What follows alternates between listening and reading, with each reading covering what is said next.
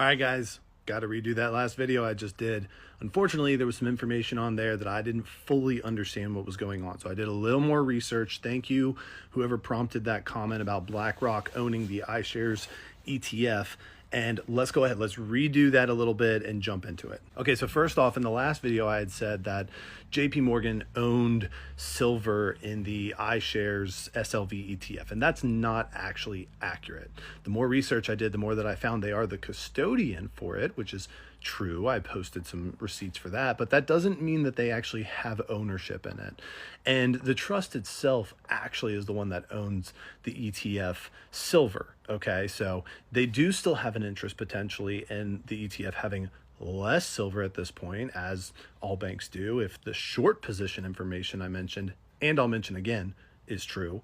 But unfortunately, that SLV information doesn't quite pan out. So as I've said before, if I have information that I find out that's new, I'm going to delete a video or I'll change it, whatever I have to do to make sure we get it right. So that brings our tally to even less that we know about JP Morgan, which is what I mentioned in my first video about them anyway. So really what we know is they have $430 billion in derivatives related to precious metals. And that's about 62% of the shares of the derivatives in the market in total. I'll post that information again right here just so you can see that, but pause it if you like. I'll keep moving on whenever I post these things.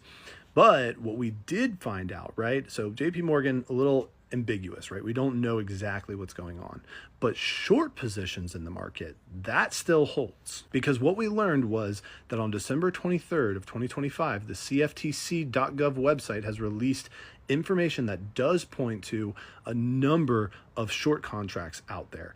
And in total, it is 101,000 short contracts held by different swap dealers, which essentially could be banks, it could be institutions, but it's that kind of clientele. Now, this is comparative to the roughly 50,000 long contracts that are held by swap dealers. So net, when we do the math, it is 54,000 more short contracts held by swap dealers than there are longs. So now it does definitely make sense. Okay, we still have the firm understanding that as of the 23rd, there were a lot more short positions than long held by these institutions and banks. Now I'm going to go ahead, I'm going to post that data again right here, and then we'll flip around. We'll see second page right here as well. I've highlighted some of the dates and where the long and shorts are and the numbers that we have associated with it so you can see, but that's the gist of what we got. So if all of this is true, we can speculate, and of course, we don't know for sure. None of this is financial advice, but we can speculate that with there being so many more short positions than long, that yes,